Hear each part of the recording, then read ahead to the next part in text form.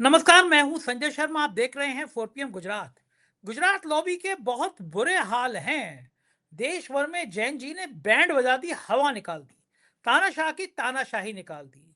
दैनिक भास्कर के राजनीतिक संपादक केपी मलिक से मैंने पूछा कि जो नशे में डूबी रहती हैं कंगना रनौत, वो नौजवानों के लिए क्या कह रही हैं। सुनिए पूरी बात। 4 PM न्यूज नेटवर्क में बहुत बहुत स्वागत है केपी मलिक साहब, अभिनंदन आपका। बहुत बहुत धन्यवाद संजय जी।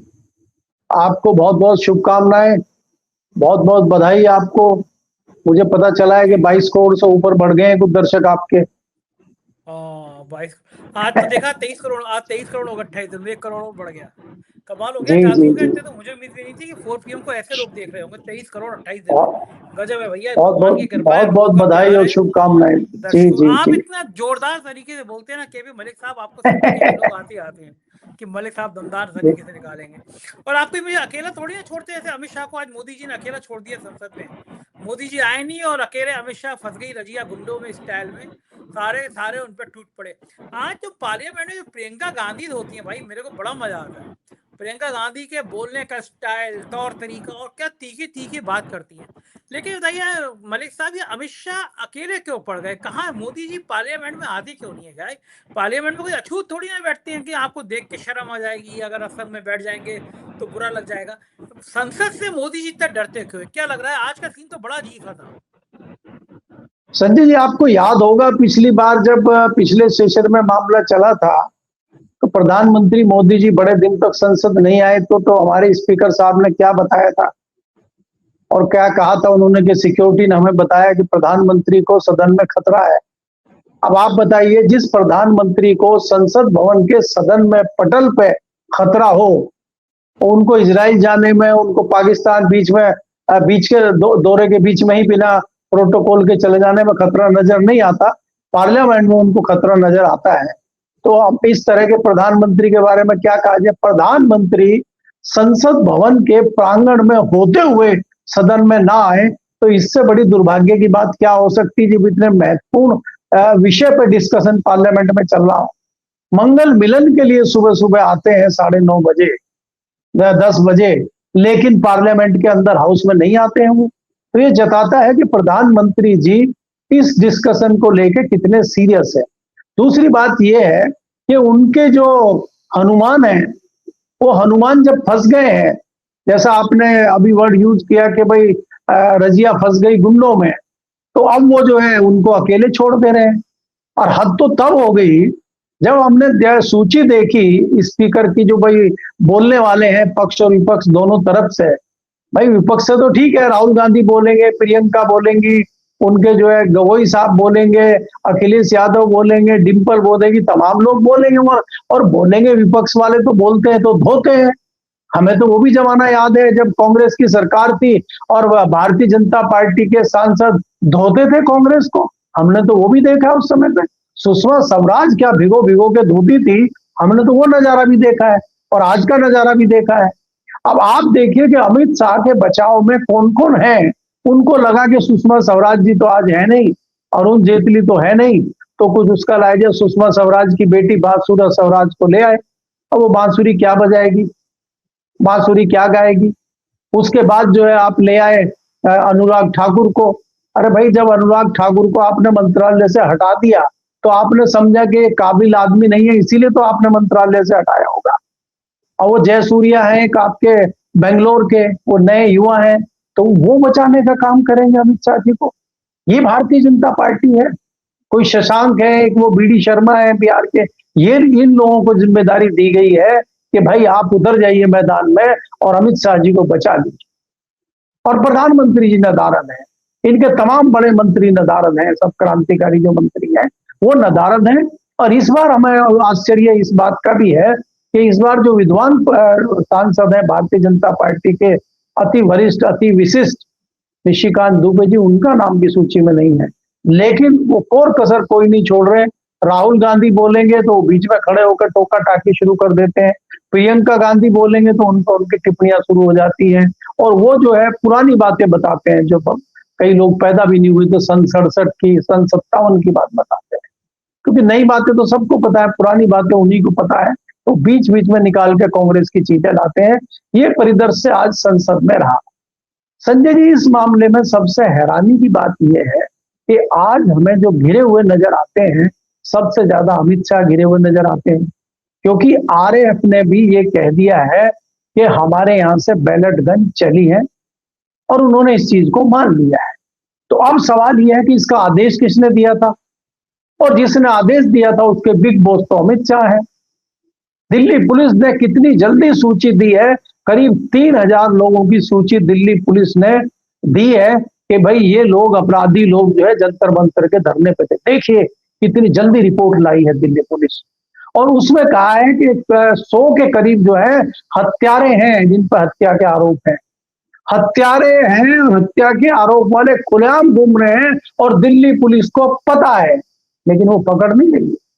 उसमें रेप वाले हैं 100 के करीब, उसमें दूसरे गंभीर धाराओं में जिनके ऊपर केस चल रहे हैं वो हैं, लेकिन वो दिल्ली पुलिस पकड़ नहीं रही, सूची दे रही है।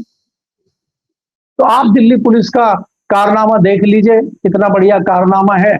और जब बॉस की बात आती है तो बॉस तो वही है जिनको ढूंढा जा रहा है, जो आज बचाव की मुद्रा में दिखाई दे रहे हैं, और एक हफ्ते से तो नदारद नहीं है, वो कहाँ छुपे हुए हैं, कहाँ क्या है किसी को पता नहीं। आज आए थे पार्लियामेंट और अपनी बर्बादी का तमाशा देख रहे थे अंदर बैठकर। तो मेरा कहने का मतलब ये है कि भारतीय जनता पार्टी के लोग अलग अलग बात कर रहे हैं।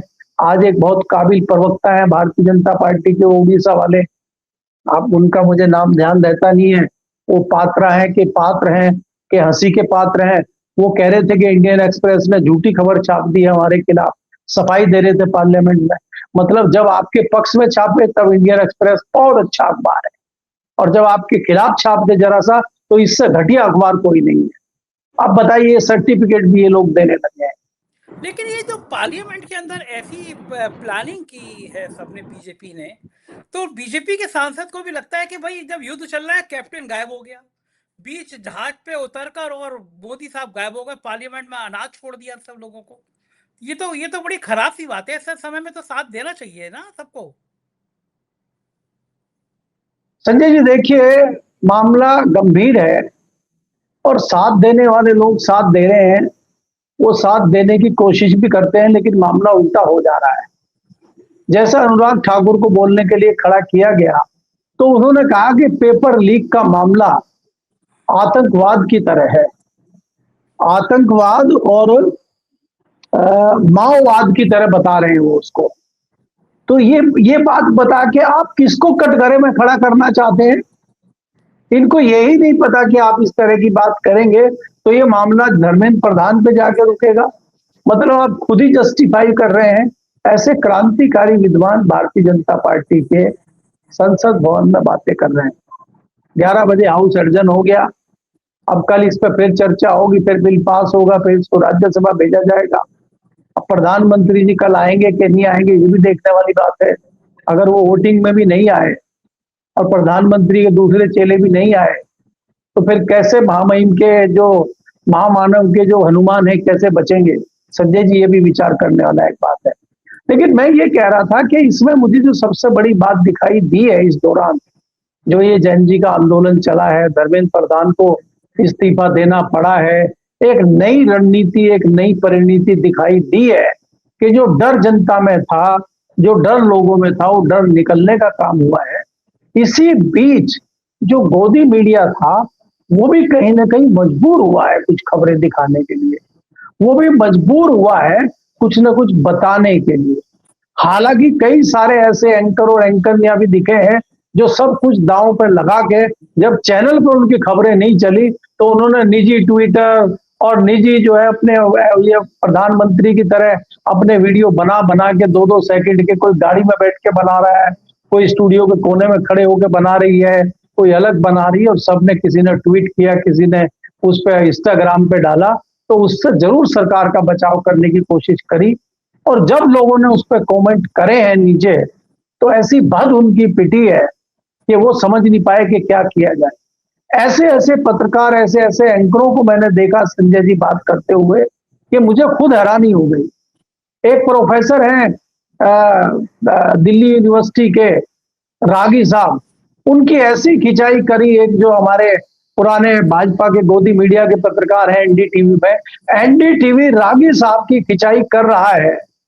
हमने कहा अरे ये क्या हो गया भाई, हमने अपने आप को ऐसे चूटी भरी, मतलब हम तो सपना तो नहीं देख रहे। इस तरह का हाल हो गया है कि उनको भी कहीं ना कहीं जस्टिफाई करने के लिए नींद से जागना पड़ा। ये काम जैन जी ने किया है। लेकिन दुर्भाग्यपूर्ण बात यह है संजय जी कि जो कोर्ट का आज डिसीजन आया है और कोर्ट ने जिस प्रकार की बात करी है कि एक हाई पावर कमेटी बनेगी, फिर ये होगा फिर वो होगा, इससे मुझे लगता है कि लीपा पोती का मौका कोर्ट ने भी सरकार को दे दिया है, क्योंकि कमेटी बनेगी। कमेटी, पहली बात तो यह है कि कमेटी में कौन कौन आएंगे, फिर कमेटी क्या जांच करेगी, फिर वो किसको रिपोर्ट करेगी। तो ये सरकार चाहती है कि इस तरह से लिंगर ऑन होके हमें टाइम मिल जाए, और मुझे लग रहा है कोर्ट ने भी उसमें इनकी मदद कर दी है। जी, अगर इस तरह की मदद हुई है तो क्या जैन जी रुक जाएंगे? बिहार में एफआईआर हो रही थी, जेल जा रहे थे, एक चेतावनी थी कि हम आके बिहार में आंदोलन शुरू कर रहे हैं। सरकार सिर के बल खत्म खड़ी हो गई, तुरंत एफआईआर वापस, तुरंत लोग छोड़ दिए गए। अब तो नौजवान गुस्सा दिखाने लगे हैं। और पहली बात यह है कि पहली बार प्रधानमंत्री के लिए कोई बोल देता था, तुरंत साइबर सेल मुकदमा लिख के बंद कर देती थी। हजारों लोगों ने इतने गंदे गंदे शब्द गए प्रधानमंत्री जी के लिए। मैं समर्थन नहीं करता इस बात का, लेकिन अभद्रता की हद ऐलान दी गई, मां बहन की गालियां दी गई सरकार को, और सरकार कुछ नहीं कर पाई। सरकार का जो आतंक था ना कि हर बोलने वाली आवाज को बंद कर दो, एक झटके से जैन जी ने खत्म कर दिया। अब अगर डर खत्म हो गया केपी मलिक साहब, तो मध्यम वर्गीय लोग भी सड़क पे निकलेंगे, किसान भी सड़क पे निकलेंगे, मजदूर भी सड़क पे निकलेंगे, बेरोजगार फिर आंदोलन खड़ा करेंगे। सरकार अब कहां उद्योगपतियों के पीछे खड़ा करेगी? खुद अंबानी अडानी के पीछे कैसे खड़ी हो पाएगी? नहीं संजय जी, इसमें आप ये देखिए कि ऐसा नहीं है कि ये आंदोलन रुकेगा। ये तो मैंने आपको 2 दिन पहले भी कहा था, कल भी कहा था कि पार्टी अभी शुरू हुई है, ये तो शुरुआत है। ये तो हमने आर्टिकल लिखना शुरू किया है, इसमें तो अभी कौमे लगे हैं, फुल स्टॉप तो आया ही नहीं है अभी। ये तो शुरुआत है और एक एक मंत्री को नापा जाएगा। आप बताइए कि जब यहाँ पे इनका हिसाब किताब लिया जाएगा एस जयशंकर का, कि बताइए आपने पिछले 5 साल में क्या विदेश नीति लाए हैं, क्या आपने किया है, बताइए। उनके पास कहने को बताने को कुछ है? आपने तो हमारी विदेश नीति का मटिया मेट कर दिया है, तो इनसे जवाब नहीं मांगा जाएगा। आप बताइए मुझे, गडकरी से जवाब नहीं मांगा जाएगा। हमारी निर्मला सीतारमण जी जो फाइनेंस मिनिस्टर हैं, मुझे नहीं लगता दुनिया में इतनी विद्वान कोई फाइनेंस मिनिस्टर होंगी जो कह रही हैं कि इस तरह के पर्चे लीक होने से छात्रों को फायदा ही होता है। वो फायदे गिना रही है पर्चे लीक के। जब पूछा गया कैसे, तो उन्होंने कहा समय मिल जाता है उनको और अधिक तैयारी करने के लिए। आप ये देखिए जो इस तरह के लोग हैं, अब आप देखिए कि इनके पति ही इनकी बात नहीं सुन रहे हैं, और दूसरे हमारे प्रधानमंत्री जी हैं, पत्नी की बात नहीं सुन रहे हैं। तो जहां 2 व्यक्ति आपस में ही एक दूसरे की ना सुन रहे हो और वो बच्चों को और दुनिया को ज्ञान दे रहे हो, उस पर हंसी ना आए तो क्या हो। अब निर्मला सीतारमण जी समझा रही है कि पर्चे लीक से बच्चों को फायदा है। मान ले भाई फायदा है, तो कितने लोग मानेंगे? क्या बच्चे इस बात को लेकर बैठेंगे? तो इनके लिए भी तो आंदोलन होंगे कि भाई इनको हटाया जाए। इन्होंने जिस प्रकार से फाइनेंस मिनिस्ट्री को, नीतियों को, फाइनेंस की चीजों को खराब किया है, इनको हटाया जाए। उसके बाद आप राजनाथ जी को देख लीजिए, क्या ये निर्मला सीतारमण जी एक पार्षदी का चुनाव कहीं जीत सकती हैं? बेंगलोर में जाके किसी गली मोहल्ले का चुनाव प्रधानी का जीत सकती हैं? आप बताइए, एस जयशंकर जी को अगर चुनाव में आप खड़ा कर देते हैं दिल्ली में, नई दिल्ली में, कहीं वो जीत सकते हैं?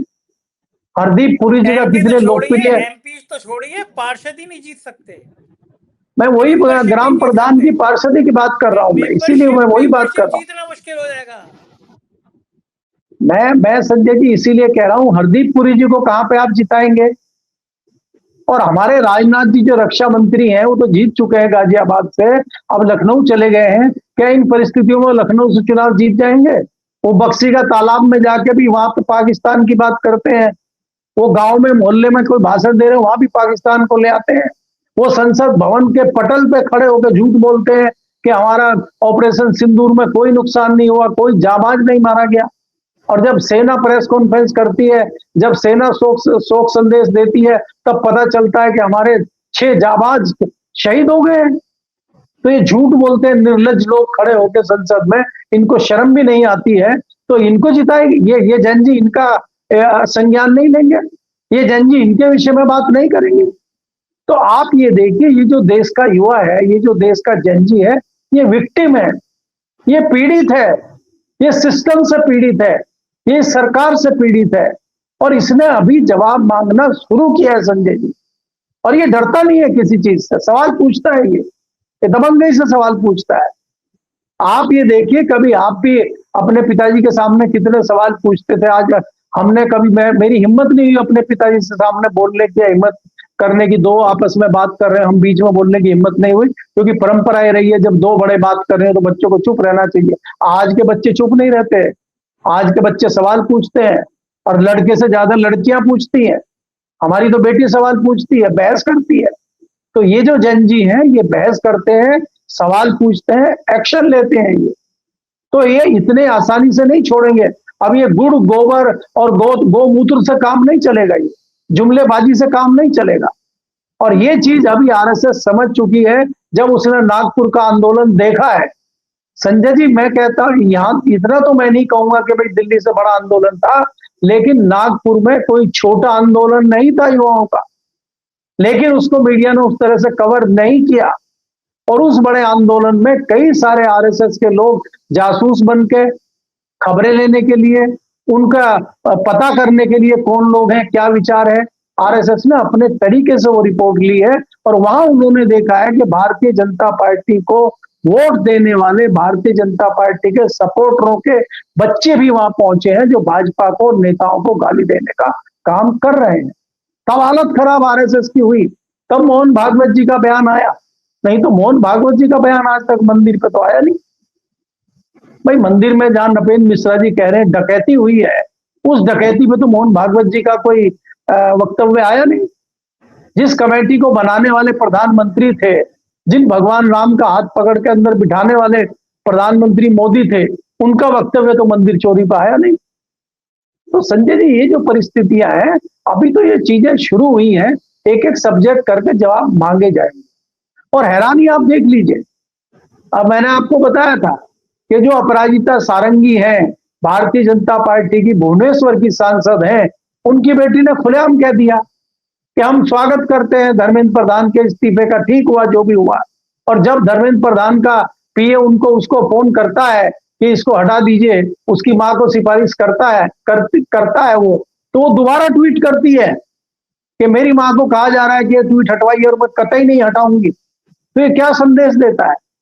आसाम में जो आपके वो क्रांतिकारी मुख्यमंत्री हैं, उनके कैबिनेट मंत्री की बेटी खुलेआम जो है विरोध कर रही है। अच्छा चलिए, ये तो ठीक है मलिक साहब, मेरी एक पसंदीदा अभिनेत्री हैं, बहुत बढ़िया एक्टिंग करती हैं, पिक्चरों में एक्टिंग करती हैं, हकीकत में सांसद बन जाती हैं तो उनको पता चलता है कि देश तो 2014 में आजाद हुआ था। तो मैं उनकी मेंटल लेवल की बात नहीं कर रहा, कि ऊपर वाला माला तो उनका बिल्कुल खाली है, दिमाग तो खाली है, एक्टिंग अच्छी करती हैं। और मुझे किसी का निजी जीवन से मैं आमतौर पर टिप्पणी करता नहीं हूँ। एक बार मैं टिप्पणी करी थी कि वो बहुत नशे में डूब गई थी, बहुत नशा करती थी, बम्बई आई, और फिर बहुत सारी व्यक्तिगत टिप्पणी करी जो किसी महिला के लिए मेरे इस मंच पे कहना ठीक नहीं, लेकिन नशे वाली बात उन्होंने कही कि मैं बहुत नशे में डूबी रहती थी, और फिर तमाम उनके किस्से, वो किसी महिला के चरित्र पर बात उठाना ठीक नहीं है। लेकिन जो जंतर मंतर पर लड़कियां आई, समाज के एक तबके को उनसे बड़ी परेशानी है। वो लड़कियां टी शर्ट क्यों पहनी हुई हैं, वो लड़कियां सिगरेट क्यों पी रही हैं, वो लड़कियां स्कर्ट क्यों पहन रही हैं, वो लड़कियां रात रात भर ढपली क्यों बजा रही हैं। कौन से जमाने में समाज है? लड़का सिगरेट पी सकता है, सिगरेट पीना खराब है, मत पियो, लड़का लड़की दोनों ना पियो। लेकिन जब आप लड़के को दुकान पर खड़े होकर सिगरेट पीने को मना नहीं करते हैं, तो आप लड़की को मना क्यों कर सकते हैं? या तो आप दोनों को मना करें। कंगना रनौत जी का बयान आता है कि जंतर मंतर पर नशेड़ी थे, लड़कियां ऐसी थी वैसी थी, और फिर देश भर में कंगना रनौत जी के पुतले फूके जाते हैं। अब जो एयरपोर्ट पे कंगना रनौत जी के साथ हुआ वो बड़ा खराब है, किसी सांसद को ऐसे थप्पड़ नहीं मारा जाना चाहिए, और गलत तरीके से थप्पड़ मारा गया उनको। लेकिन ये भाषा भी सांसद की लड़कियों के लिए, ये जैन जी हैं जिन्होंने विश्व गुरु को पसीने ला दिए, सरकार को उनकी औकात पर ला दिया। ये जैन जी हैं, इनको आप नशेड़ी कह रहे हैं, गजेड़ी कह रहे हैं, उनके लड़कियों के चरित्र पे सवाल कर रहे हैं। इन्हें डूब मरना चाहिए। सांसद हैं, ये देश के सबसे बड़े मंदिर में बैठते हैं। लखनऊ में जगह जगह मोहतरमा के पुतले फूके जा रहे हैं और देश के काफी सारी जगह पे पुतले फूके जा रहे हैं। मलिक साहब अगर इस तरह के सांसद बयान देंगे, कंगना रनौत अगर इस तरह के बयान देंगी, तो आने वाला फ्यूचर क्या होगा? क्या लग रहा है आपको? फिर इन सांसदों का इलाज कैसे किया जाएगा? देखिए संजय जी, अगर कंगना रनौत की आप बात करते हैं, वो हमारी भी फेवरेट कलाकार है और इसमें कोई दो राय नहीं है कि बहुत अच्छी अदाकारा है, बहुत अच्छी एक्टिंग करती है, बहुत अच्छी कलाकार हैं, उनकी बड़ी अच्छी फिल्में आई हैं। लेकिन वो निजी जीवन में उनके ऊपर कई सारे आरोप प्रत्यारोप चलते रहते हैं। वो उनका निजी जीवन है, उसका कोई महत्वपूर्ण बात नहीं है। लेकिन कहीं ना कहीं उनके दिमाग में वो फिल्मों में इतनी खो गई हैं कि वो सत्यता को भी फिल्म के अंदाज में ले रही हैं और पार्लियामेंट और राजनीति में भी वो उसको फिल्म की तरह ले रही है कि वो फिल्म की एक स्टोरी है और 3 घंटे की स्टोरी है और 3 घंटे में खत्म हो जाएगी। वो दोनों में अंतर नहीं कर पा रही, इसीलिए समय समय पे वो इस तरह के डायलॉग बोलती हैं और जब वो डायलॉग बोल चुकी होती हैं उसके बाद उनको पछतावा होता है, अरे ये मैंने क्या बोल दिया, हकीकत में ये तो फिल्म नहीं है। तो आज जो उन्होंने ट्वीट किया है और लिखा है, उसमें उन्होंने गटर छाप बताया है आज की युवा महिलाओं को, पढ़ी लिखी लड़कियों को और आज के आधुनिक समाज की जो जेनजी लड़कियां हैं उनको उन्होंने गटर छाप बताया है। और उन्होंने कहा है कि इनका कोई कैरेक्टर नहीं है, ये एक से अधिक व्यक्तियों के साथ संबंध बनाती हैं, नशे में डूबी रहती हैं और तमाम उस तरह की टिप्पणियां उन्होंने की है जिससे उनका उनका बड़ा अनुभव उनको है। उस पर बाकी डिटेल तो और क्या कहना। तो इससे कहीं ना कहीं देश की महिलाओं में एक गुस्सा है और देश के अलग अलग शहरों में कई जगह उनके पुतले दहन हुए हैं। अब मेरे पास जो खबर आई है कि लखनऊ में गौतमपल्ली में कांग्रेस के कार्यकर्ता और दूसरे कार्यकर्ताओं ने उनके पुतले जलाए हैं और कई जगह पुलिस को बैरियर लगाना पड़ा है, कई कई जगह वहां पे भी लाठीचार्ज हुआ है। तो आप देखिए संजय जी, जहां इतने बड़े बड़े मामलों पे हिम्मत नहीं होती थी लोगों की धरना मोर्चा करने की, वहां कंगना रनौत के एक वक्तव्य पे इस तरह से प्रदर्शन होना जताता है कि जो लोगों के अंदर डर था, जहां से हमने शुरू किया था, वो डर निकालने का काम इस युवा जनजी ने किया है। तो डर लोगों का निकल गया है और लोग जब सड़क पर उतरने लगे हैं तो इसका मतलब है कि ये विरोध रुकने वाला नहीं है। आप मुझे बताइए कि पिछले दिनों लखनऊ में कितने धरने प्रदर्शन हुए सड़कों पे, समाजवादी पार्टी के, कांग्रेस पार्टी के कितने लोग सड़कों पे उतरे। हमने तो ये देखा या तो छात्र उतरे हैं बेचारे धरना देने या टीचर उतरे हैं मजबूरी में, इनके अलावा हमने कोई राजनीतिक दल का बड़ा धरना प्रदर्शन सुनाई नहीं दिया, ना दिखाई दिया हमने। लेकिन शाम को उनका वक्तव्य आता है और उसी दौरान 1 घंटे के अंदर अंदर देश में अलग अलग शहरों में प्रदर्शन शुरू हो जाते हैं। तो ये जताता है कि कहीं ना कहीं राजनीति ने नया मोड़ ले लिया है। अगर कोई भी अब बात होगी, और आप देखिए कि प्रियंका गांधी ने बोला कि आपने शिक्षा मंत्री उनको बनाया है, नए शिक्षा मंत्री को, जो एक रेपिस्ट की तरफदारी करते हैं, तो उस पर भी हंगामा मचा हुआ है, तमाम सोशल मीडिया पर मामला छाया हुआ है। तो ये रिएक्शन बताता है कि अब चीजें बदल चुकी हैं और जो गोदी मीडिया था मजबूरन उसको भी आटे में नमक जितना करना पड़ेगा। अभी थोड़ा थोड़ा बैलेंसिंग करने की वो कोशिश कर रहे हैं, अब कितना कर पाएंगे वो बात अलहदा है। अर्णव गोस्वामी जी भी कहने लगे हैं कि नेशन वांट टू नो। अब नेशन वांट टू नो में क्या करेंगे, क्योंकि मुझे तो याद है कि 2004 में जब कांग्रेस की सरकार बनी थी और वाजपेयी जी की सरकार गई थी, तो भगताई उनकी जो वाजपेयी सरकार में चल रही थी, उनकी भक्ति एकाएक बदल गई थी और उन्होंने सबसे पहले जो है यूपीए की चेयरमैन सोनिया गांधी का सबसे पहला इंटरव्यू अर्णव गोस्वामी जी ने लिया था। और जैसे ही 14 में मोदी जी की सरकार बनी, उनकी भक्ति तुरंत बदल गई और वो मोदी जी खेमे के जिंदाबाद वाले पत्रकार बन गए। अगर कहीं ऐसा हुआ कि सत्ता बदली को सत्ता परिवर्तन हुआ, तो अर्णव गोस्वामी जी कैसे कांग्रेस की या दूसरे दल की घंटी बजाएंगे जिसकी नई सरकार बनेगी, ये भी सोचने वाली बात है। क्योंकि पत्रकार संजय जी बदलने लगे हैं। अब हम और आप तो बदल नहीं पा रहे, हम तो जो थे वही हैं, लेकिन नए लोग बदलने लगे हैं, उनको बदलना पड़ा है क्योंकि उनको शायद राजपूत कहते हैं।